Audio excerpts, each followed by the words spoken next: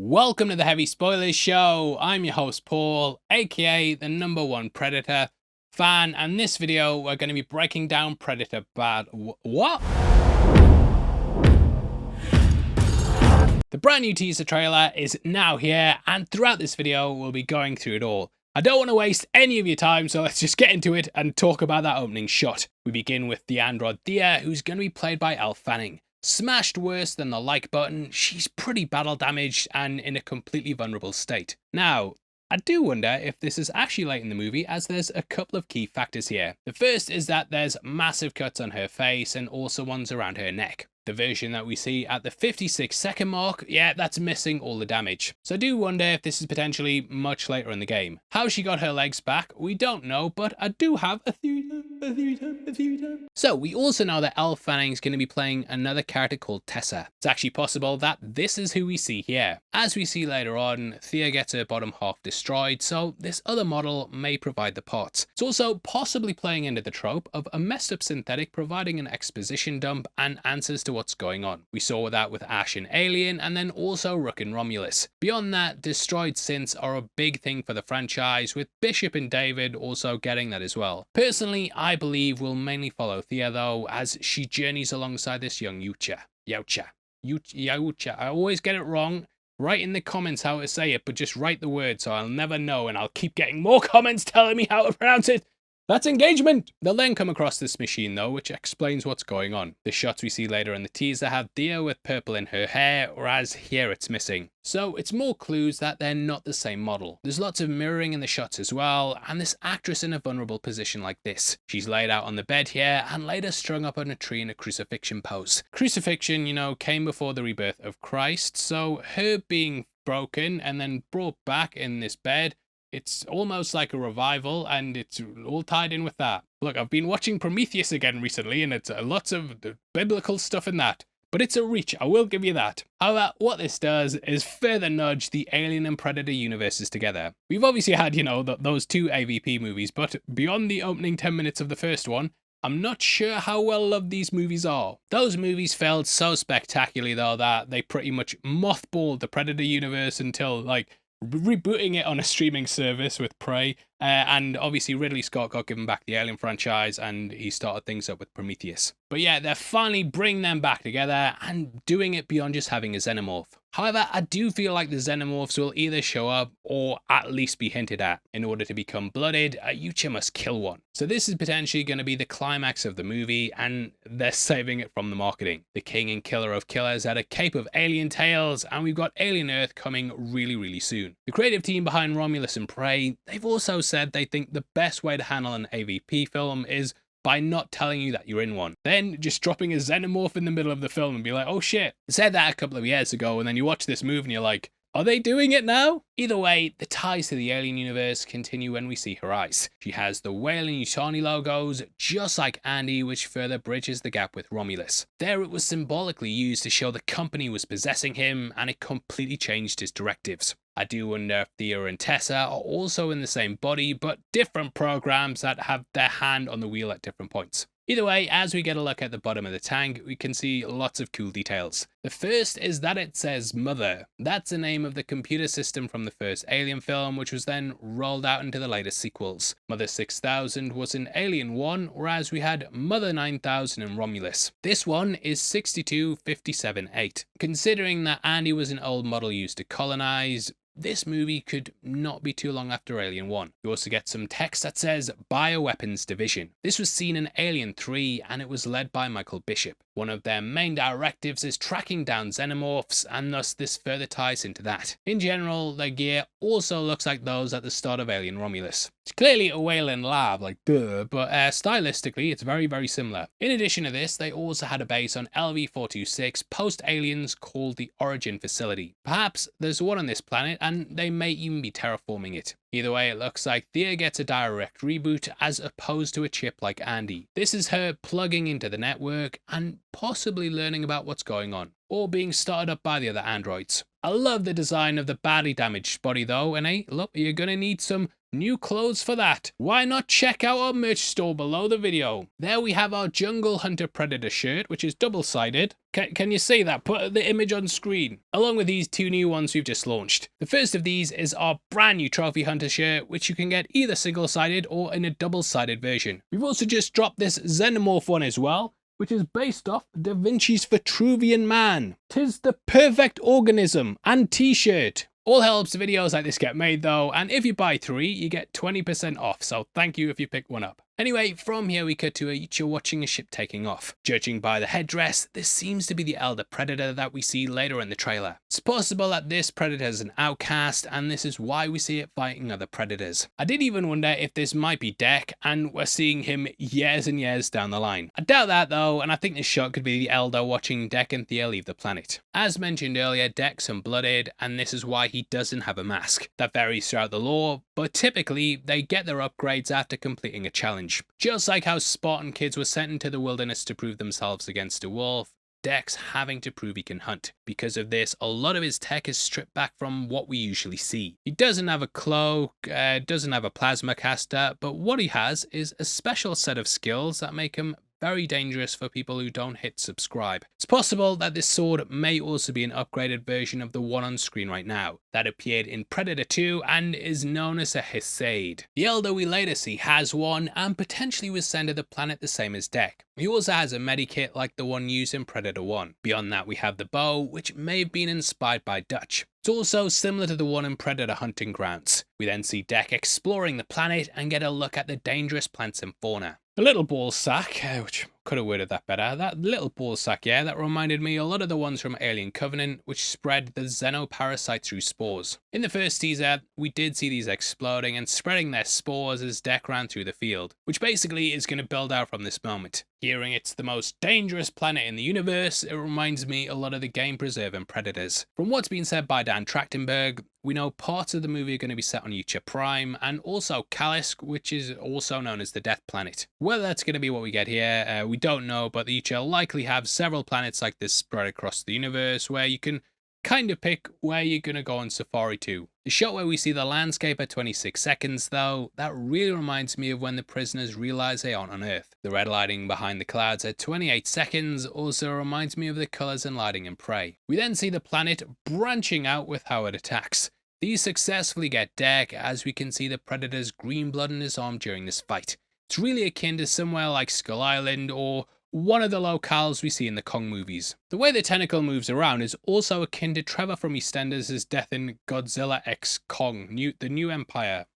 I never know if it's X or times, but that's what it is. Beyond attacks from the ground, we also have attacks from the air. Next we see a pterodactyl type creature which swoops down and tries to grab Dek. Luckily he's saved by Thia, and I love the way she kills it off screen and then pops up in the frame.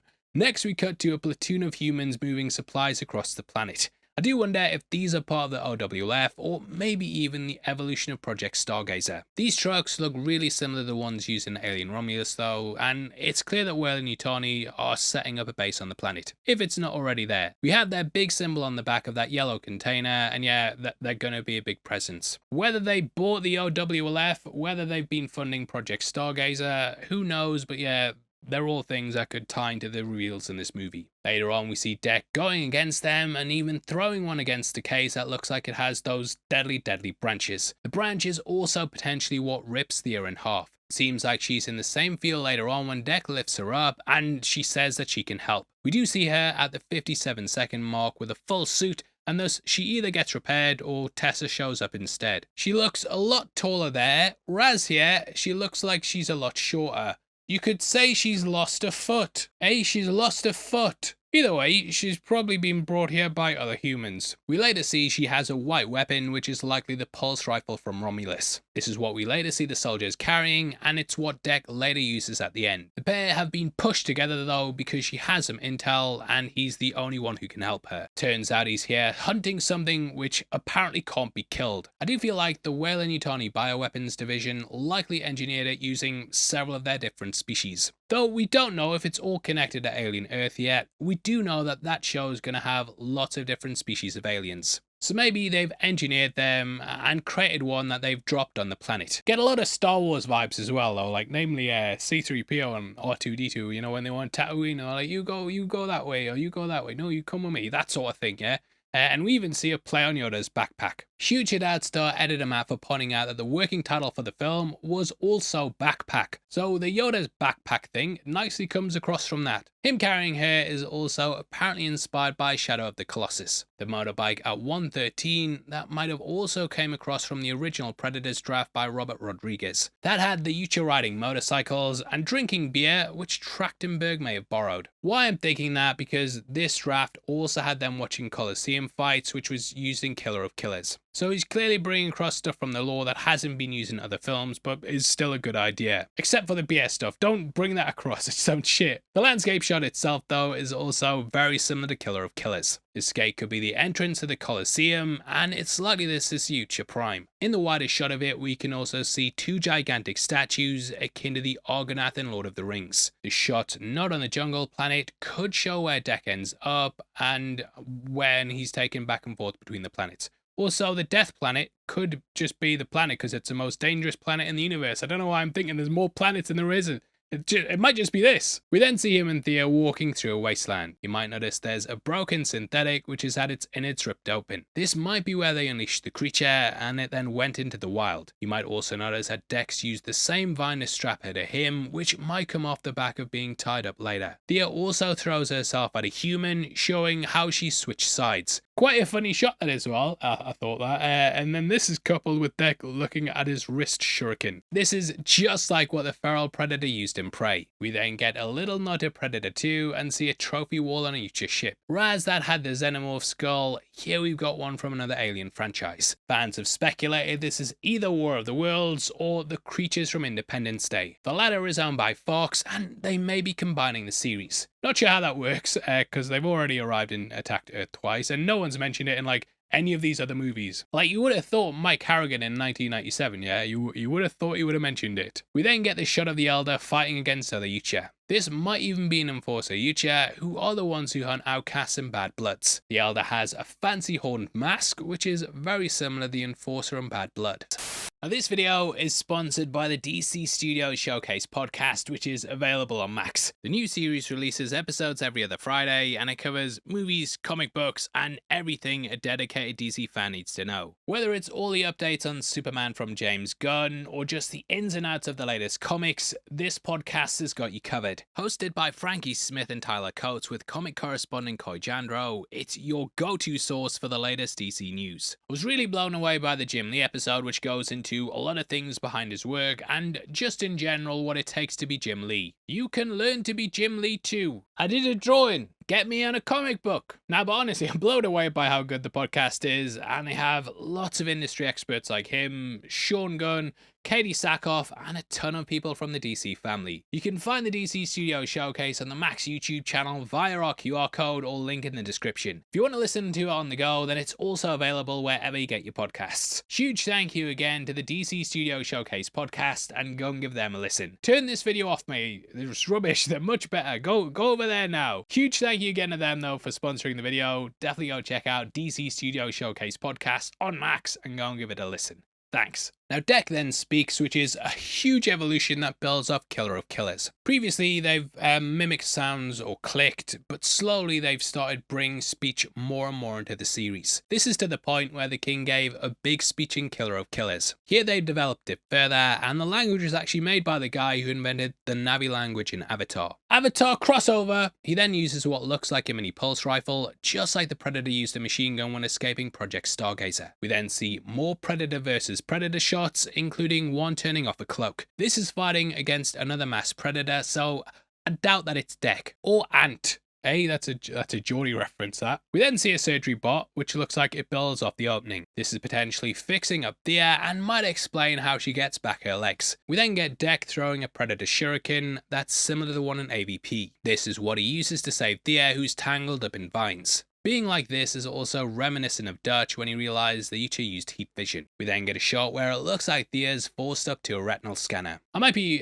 reaching with the force thing, but yeah, just the way she's pushed into it, it looks like it's happening against her will. Deck is then dragged and pulled into a ship. Perhaps this is him being taken to the Death Planet, and we then see the reveal of the creature. It looks a lot like the Imprisoned from Zelda Skyward Sword, but I don't feel like it's gonna be the final boss. Instead, I do think we'll get a Xenomorph, but they're keeping that secret, I hope, and it's going to be a big surprise at the end. Either way, Weyland-Yutani may have inadvertently put a research colony on a deadly planet, which is of course reminiscent of Hadley's Hope. I do wonder as well if this might tie in with Alien Romulus, and perhaps the paradise planet that Rain's been dreaming of going to, this is what it is. It would be amazing to see her show up at the end of the movie with Andy and be like, oh, I thought this was supposed to be nice, but it looks proper crap. Either way, we cut at the title and then get a big action shot. This includes a mech fighting against the creature, which is of course reminiscent of the end of Aliens. It's a big way to close things out, especially with Thea hinting that they may not be alone. Maybe we will see more aliens and creatures and just have a great time on the planet, mate.